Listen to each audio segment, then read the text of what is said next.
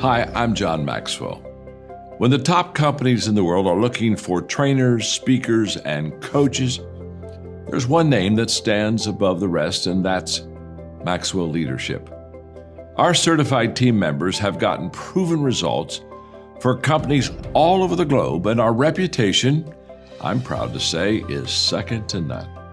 Some of our members have risen to the top of their profession, including the one you're going to meet today. I proudly introduce you to my friend Bob Fabian Zinka. Welcome to the Leadership and Success Podcast with your host, Coach BZ, where we help you lead with purpose and succeed with impact. If you're ready to grow into the kind of leader others want to follow, this podcast is for you.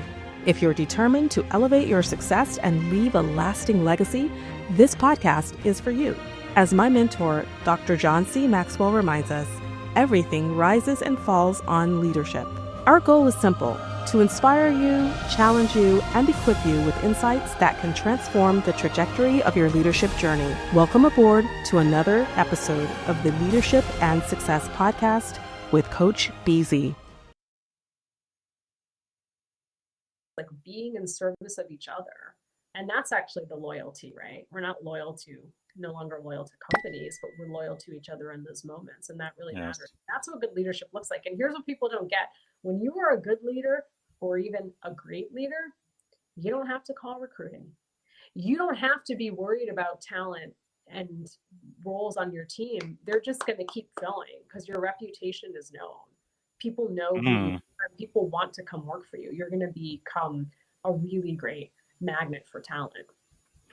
Okay, I'm going to ask you one more question, this time about diversity and inclusion, because you are a world expert in that. And you even mentioned something similar during the show, just about how critical inclusion should be. Right now, we are living, in America, the trends are going the complete opposite for some reason. But why is inclusion important? Definitely when it comes to driving business requirements. Because that's the other thing too. Because we don't just do inclusion for inclusion's sake, but why should a team be diverse in order to drive business result? Well, one, it's about the consumers you want to serve. I'm sitting in the, as Michelle Obama said, my forever first lady, our forever first lady. In her book, it's the paper cuts, microaggressions. That happen every single day. And I noticed you have it right there. Yeah. It really can have a devastating impact on yourself, right? Over Like time. death by 1,000 paper cuts. But what happens is that 100% that I was ready to give, now I'm at 75%. Now I'm at 50%. I can't do the work. I'm reacting to the environment around me. Yes. And then what's going to happen? You're going to say, maybe it was this highly recommended from a friend. And she's just got to put her on a performance improvement plan. I got to coach her out. She's a poor performer. And then, you coached out if I don't resign on my own. Makes sense. Imagine if you're in an environment where you can do your best work. And it's not just for some people, it's for everybody. We want to create an environment where everyone can do their best work, because then that helps the company reach the potential. It's quite simple. So true. You've made it so complicated. Wow. No, that is really great. Okay, we have about 10 minutes left. Quickly, I'm going to ask you 7 leadership questions. Number 1. Buckle up. It's going to be really, really cool. What is the secret of your success? Here you are expert in diversity with all of these global awards you've received and best-selling offer. What made you Mita Mallick best-selling offer? I stopped caring what other people think. Wow, it's powerful.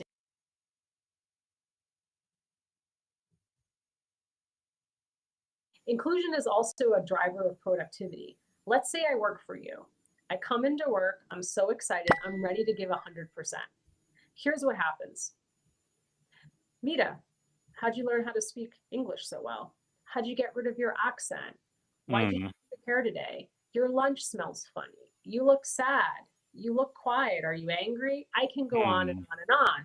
But all of those comments every day, as Michelle Obama said, my forever first lady, our forever first lady. In her book, it's the paper cuts, microaggressions. That happen every single day. And I noticed you have it right there. Yeah. It really can have a devastating impact on Yes. yourself, right? It's Over like time. death by a thousand paper cut. But what happens is that 100% that I was ready to give, now I'm at 75%. Now I'm at 50%. I can't do the work. I'm reacting to the environment around me. And Yes. then what's going to happen? You're going to say, oh, maybe it was this like kind of highly recommended from a friend. And she's just got to put her on a performance improvement plan. I got to coach her out. She's a poor performer. And then, Yes. you coached out if I don't resign on my own. Makes sense. Imagine if you're in an environment where you can do your best work. And it's not just for some people, it's for everybody. We want to create an environment where everyone can do their Yes. best work, because then that helps the company reach the potential. It's quite So simple. true. You've made it so complicated. Wow. No, that is really great. Okay, we have about 10 minutes left. Quickly, I'm going to ask you 7. All right, let's get right into it. Today we're breaking down some really powerful ideas from Mita Mallick's bestseller, The Devil Emails at Midnight. And our mission is simple: to figure out what good leaders can actually learn from all the bad bosses we've ever had, or, maybe the bad bosses we've sometimes been ourselves. I mean, come on, it's pretty much a universal experience, isn't it? That boss who made you dread Sunday nights, the one who just never seemed to get it. We've all got at least one story. And boom, here's the twist. This is what Mita Mallick calls the mirror test. It actually came from this moment where she was looking through an old journal, reading all these stories about her own terrible bosses, and she had this sudden, kind of chilling thought. What if I'm in someone else's journal right now? And that's what's so powerful here, right? The honesty. Mallick starts by owning her own mistakes, which basically gives the rest of us permission to look in the mirror too, without being defensive. It's a huge reminder that even with the best intentions, we've all got blind spots. So, what do these blind spots actually look like day to day? Let's break down a few of the classic bad boss archetypes that Mallick talks about. First up, you've probably met this one, Medusa. This is the leader who rules by fear and intimidation, the one who thinks that yelling and creating anxiety is the same thing as being a strong leader. And that really gets to the heart of why Medusa's style just doesn't work. As Mallick puts it, you simply cannot scare people into greatness. Sure, fear might get you to hit a deadline, but it will never, ever get you the kind of creativity and passion that actually drives a business forward. Next up, another classic, the micromanager. And Mallick is honest, she says she used to be one. The key difference here is between demanding excellence and teaching it. One approach, demanding it, turns work into a courtroom where everyone's terrified of making a mistake. The other turns it into a classroom where people feel safe enough to learn and grow. Ah, and here we have it, the devil from the book's title. We all know this leader, the one whose late-night emails send a wave of panic through the team. But here's the big insight from Mallick. A lot of the time, this isn't about real urgency. It's about the leader's own anxiety spilling out all over everyone else. And that feeling, it's absolutely contagious. When a leader constantly signals that everything is a 5-alarm fire, the whole team ends up burnt out. Because let's be real, if everything is urgent, then absolutely nothing is. Okay, so how do you spot these toxic cultures from the outside, maybe when you're interviewing? Well, Mallick shares this amazing story that works like a super simple but really profound cultural test. So picture this. Mallick's in the middle of a marathon interview day. We're talking 12 interviews, one right after the other. She's in their building, on their turf, for the entire day. And through that entire long day, not one of those 12 different people ever thought to offer her a simple glass of water. It sounds like such a small thing, right? But it was a massive red flag. Her mom's advice? Don't take the job. And she was totally right. I mean, if a company can't show basic human kindness when they're trying to impress you, just imagine what it's like once you actually work there. And that's the big takeaway here. The smallest gestures tell you everything you need to know about a culture. It's a powerful reminder that how you treat people says way more about your values than any mission statement on a wall. Okay, so we've talked about the problems. What about the solutions? Well, it starts with totally rethinking one of the most loaded words in business, loyalty. Mallick has this great name for the old school version, the Tony Soprano effect. You know this boss. It's the one who thinks loyalty is a one-way street, straight up to them. They hoard their best people, terrified of losing them, and end up strangling the careers of the very people they say they value. The shift we need to make is huge. Real, healthy loyalty today isn't about serving your boss. It's about being in service of each other. You move from hoarding your talent to developing them, even if that means preparing them for their next big role somewhere else. That's what true servant leadership looks like. And this idea of serving each other flows right into inclusion. And let's be super clear, inclusion isn't some fluffy, nice-to-have thing. It is a core business strategy. Mallick argues it's the biggest retention tool you've got. It boosts morale, and it stops that slow, painful erosion of spirit that comes from constant microaggressions, what she calls death by 1,000 paper cuts. And that brings us to the final and maybe the most counterintuitive piece of the puzzle. The idea that great leadership isn't built on hustle. It's actually built on the exact opposite. This is such a critical point in today's world. Mallick is firmly anti-hustle culture. She's clear that glorifying exhaustion is just toxic. Wearing your burnout like it's some kind of badge of honor doesn't make you a hero. It just makes you a worse leader. And she lays out the domino effect so clearly. When you're burning out, the first thing you let go of is taking care of yourself.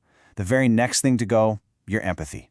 And once your empathy's gone, well, that's when the yelling, the micromanaging, and all those other bad boss behaviors start showing up.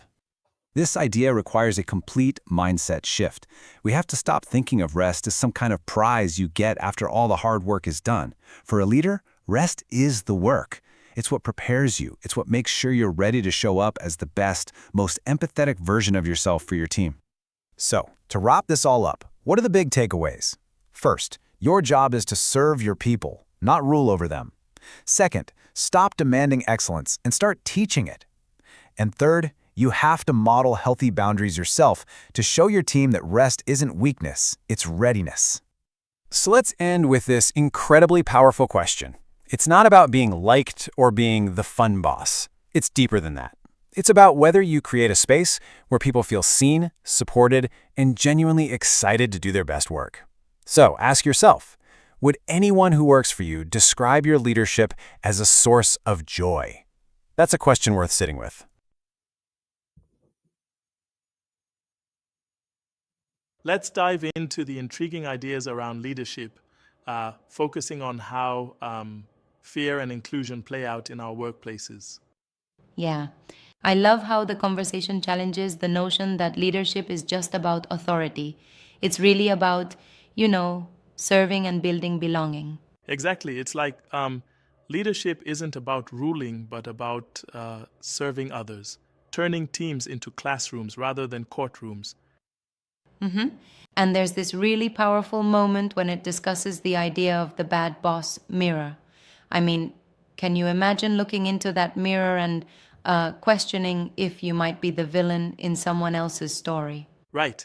That moment brings a dose of introspection, a reminder that every leader can slip into the role of a bad boss, especially when leadership becomes about micromanagement and fear. Speaking of fear, the conversation really stresses that while fear might bring short-term compliance, it ultimately suffocates a team's culture and innovation. Yeah, it's like you might get a quick win, but you burn out your people. Fear-driven leadership results in tired teams and even metaphorical burning candles. Yeah? Yet I wonder, isn't it sometimes argued that a little bit of fear can push people to perform under pressure? What are your thoughts on that? That's a fair question. But the insight here is that fear might yield brief compliance, but true excellence comes through teaching and mentoring, not by inducing anxiety with midnight emails. Agree. Oh, the midnight email syndrome is such a relatable point. Those 12:17 a.m. pings are more about anxiety than actual urgency. Absolutely. It's like if you're sending emails at midnight, you're inadvertently setting a culture where everyone feels they must sacrifice personal time, eventually turning into burnout. Right. And that ties directly into the idea of modeling boundaries. Rest, self-care, and even saying no to sending those frantic emails at odd hours. A leader must live what they preach. For sure. It reminds me of that concept of rest is readiness. If you don't take care of yourself, it shows up in your leadership style, making your team learn to work in a burned-out environment. And it's a powerful reminder that self-care is not a luxury, but a leadership discipline. Then there's the anecdote about the water test. Sometimes it's the simplest gesture, like being offered water, that tells you so much about a company's or a leader's culture. Absolutely. Right. It really highlights how small acts of kindness signal whether you truly value someone. You'd never know those bigger structural issues from superficial perks. Yeah, it's like welcoming into a culture. If you don't feel seen and valued, no fancy snacks will keep you around for the long haul. Exactly. And then the conversation takes an interesting turn on inclusion versus exclusion. Inclusion isn't just charity, it's a strategic business driver. Yes, and it's an essential point. Inclusion is a key retention tool. It's about ensuring that all voices are heard. In our modern workplace, diverse perspectives are vital for innovation. I find it compelling when the idea of belonging is connected to leadership. If leaders create belonging, teams don't just work, they excel. Yeah, leadership is like building a culture where everyone feels part of the mission, and that's what makes a group resilient, even in high stress environments. Right on. There's another fascinating part where the discussion touches on the transformation from demanding to teaching excellence. It's almost as if the traditional image of a strict boss gets replaced by that of a nurturing mentor. Exactly. It's a transition from just expecting excellence to actively teaching it. A common misstep is expecting elite results without actually coaching your team. Something every leader should reflect on. Yeah. And on that note, don't you think some might argue that at times the tough love method is necessary for instilling discipline? I mean, could there be a balance? Well, that's a good point. But the idea here is not to remove all discipline. It's more about balancing accountability with empathy. You want to teach and mentor, not control out of fear. I see what you mean. Right. It's the classic debate, control versus trust. True leadership, as described here, is about trusting your team and investing in their growth. Exactly. And speaking of trust, there's the humorous yet cautionary tale of the Tony Soprano effect. It's a reminder that clinging to talent out of fear often backfires in the long Yeah, run. that's so true. And that brings us to the idea of redefining loyalty.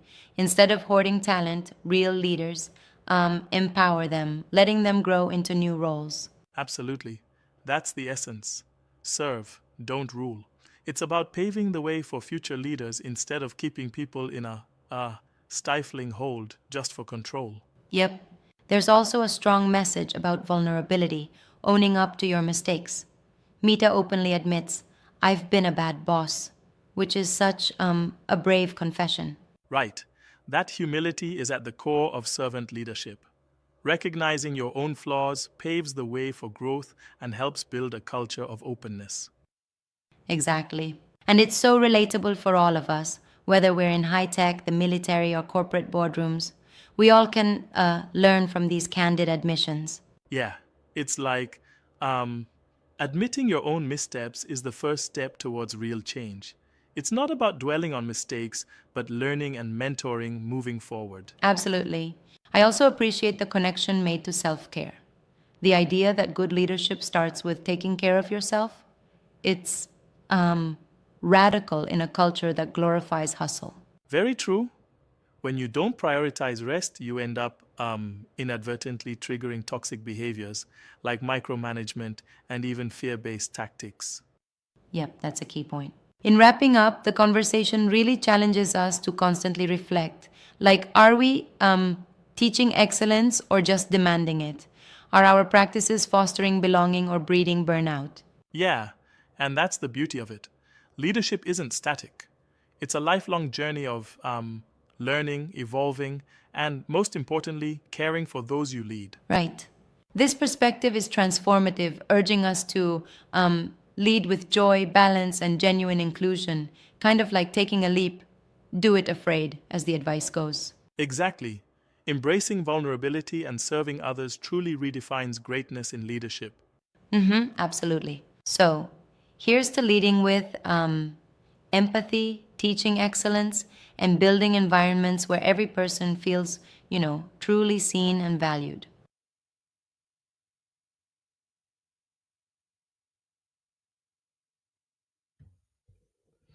All right, everyone. Thank you so much for watching. That was the 10-minute AI recap from the leadership conversation I had with the one and only Mita Mallick, best-selling author, workplace strategist, and top voice, and instant best-selling author of The Devil Emails at Midnight. I am going to play two more clips at the end, but before we do that, we're going to do what our custom require, which is every day we are grateful for something. And in addition to that, since Thanksgiving, I started my 21-day grateful challenge. So we're gonna get into it in just a minute. So for the time being, if you would take a moment, put yourself in your happy place, and maybe close your eyes, take a deep breath, and think about one thing that you are grateful for today. And today, I am grateful for my daughter, my firstborn, Naomi. She graduated from college May of last year. We are so very proud of her, and she's now working. And I think what my wife and I are mostly proud about Naomi is she's such a kind person, right?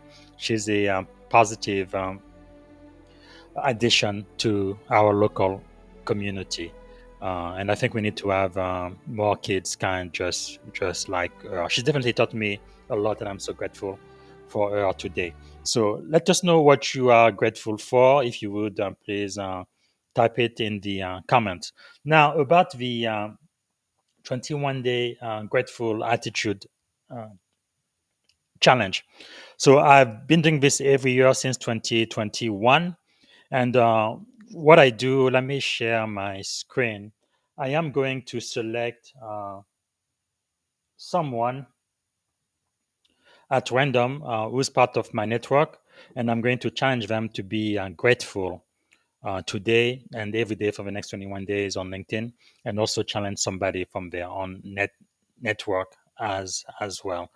Let me share my screen again. It doesn't seem like it went through. Here we go. So let's do this, and I'm gonna go to this new tab. Let me do it this way.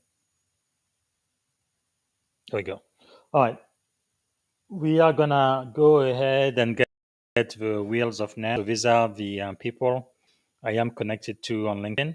So I'm gonna click to spin, and in just a moment, the wheel of name will randomly select one of my connection. Who is it this time? Let's see.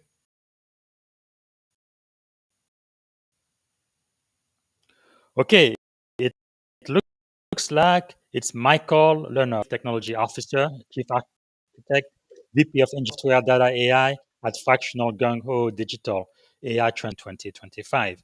So, Michael, I'm going to copy your LinkedIn address here, and I would like to challenge you to accept the 21 days challenge. That means starting today and for the next 21 days, you are going to be grateful for one thing on LinkedIn. And every day, you are going to select a member of your network to accept the challenge with you. Here we go. So here is Michael. And let me see if I can. Yeah, and it looks like Michael has is a Navy veteran as well, just like me. He has over 8,000 followers living in Greater Boston. So, Michael, again, this is my challenge to you. I consider accepting the 21 days leadership challenge. This is a number 3 for me. Again, Michael, I hope you are going to say yes. All right. So to end the show, I'm going to play 3 more clips from Mita Mallick. And again, I encourage everybody to follow her on LinkedIn. And here is her LinkedIn URL. And I also encourage everyone to read the summary I wrote from our leadership conversation, Leading Without Fear, Mita Mallick on Bad Bosses, Good Leadership, and Cultures of Belonging. So I appreciate it if you take the time to read it. And then towards the end of the article, I have links to all of the major podcast platforms where you can listen and watch the entire podcast, including on YouTube. And after today, I will add the link for the AI agent summary, which is a podcast that is playing now. All right, this is it for me today. And I want to remind you, I'll be back here tomorrow, which is Sunday. And I'm going to have the AI podcast recap from the conversation I had with my mentor, Dr. Tim Elmore. He is the Gen Z whisperer. He just published his newest book, best-selling book, The Future Begins with Z. And I think that is such an important book for today. How do you work with Gen Z? How do you uh, influence them? How do you motivate them? Because they are our future. So I'm going to play on a couple more clips, and that's it for today. Thank you so much for watching. Bye for now. Company after 30 years got a gold Rolex. That doesn't happen anymore. Man. But it's like, yeah, Yes. so for that, I'll put up with the bad boss behavior. Hmm. I'm going to put up with the Chanel throwing boss who throws the shoe because I'm like, I'm Yes. getting paid and there's job security. That is, loyalty is dead in the workplace. That doesn't exist anymore. But I do think that's why a lot of these behaviors stayed as long as they did and continue to. But I will tell you, Yes. the fear one doesn't. I just don't get how people can operate from a place of trying to scare people. It just boggles my mind. That one boggles my mind to this day. That is very, very, very sad. Now in Silicon Valley, where I am, I know our IQ is probably off the chart, but we definitely need to do a lot of work with EQ. A lot of I don't know. I guess they call themselves geniuses. They are so smart, but I really agree with what you are saying. You can be extremely smart and even very productive, but it really matters the way you treat people, right? Yes. Just being kind and being a human being. So I don't really understand why jerks like that are still in charge and still leading teams. Yeah. Because like somebody else has told me before, most people when they leave jobs, it's not really because of the job, it's because of their boss, their manager, right? So I, I don't. I guess what that's why I really believe your book is so important because it's not just for the professional, but it's really for the people who have the opportunity, the privilege to manage right now. What type of manager are you, and what difference you are making, right?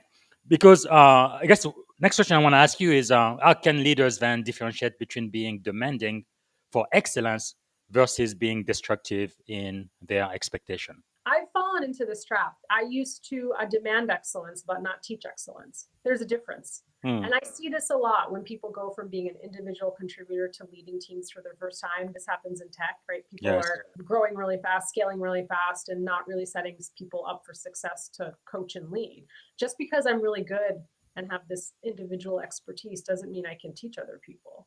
And so I do think there's a difference. Like, you can demand excellence, but are you being clear in what that means? Are you coaching, training? I was a notorious Yes. micromanager. If you're watching us, and I'm sorry you worked for me years ago, I was micromanaging Mita. Maybe you named me in the marketplace that were irrelevant. So keeping up with the pace as we embrace AI. I have to work just as fast, and I'm not an AI agent, right? Surprise, I'm human. It's like, I can't. It's just going to lead to burnout. Yes. Unless, like, here's the thing. I have sold a lot of beauty products in my career, some ice cream and SaaS software.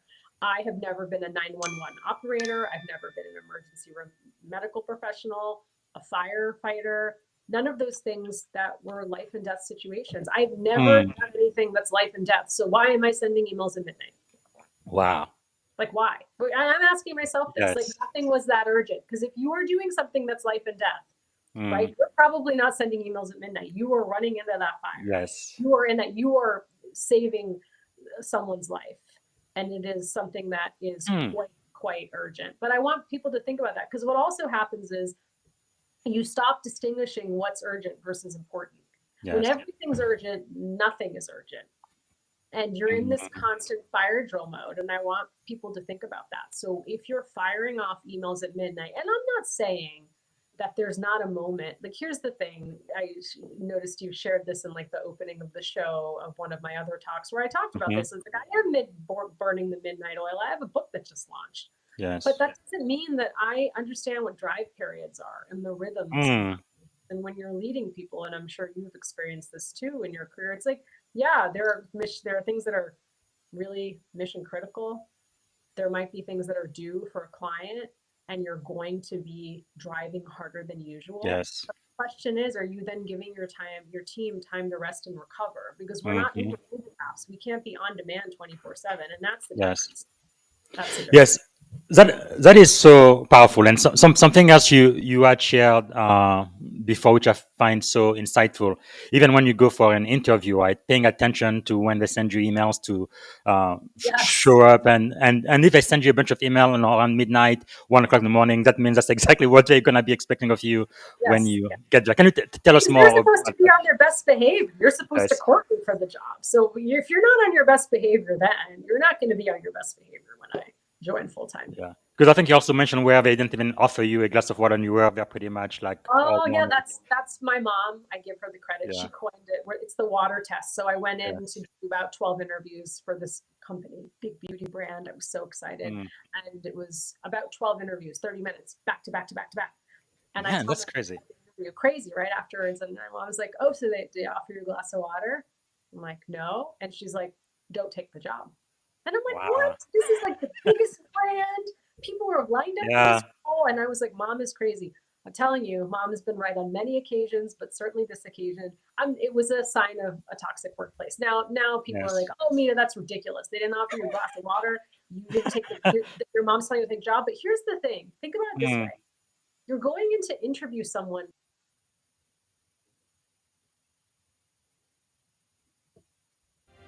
Thank you for tuning in to the Leadership and Success Podcast with your host, Coach BZ. If today's episode added value to your leadership journey, be sure to subscribe, share, and join us again for more wisdom nuggets on how to lead better and achieve greater success. Remember, leadership is the most critical skill of our time. The world will always need leaders to inspire others, drive innovation, and execute meaningful strategy. So why not count yourself among the bold leaders shaping the 21st century? Until next time, stay inspired, stay committed, and keep leading with excellence.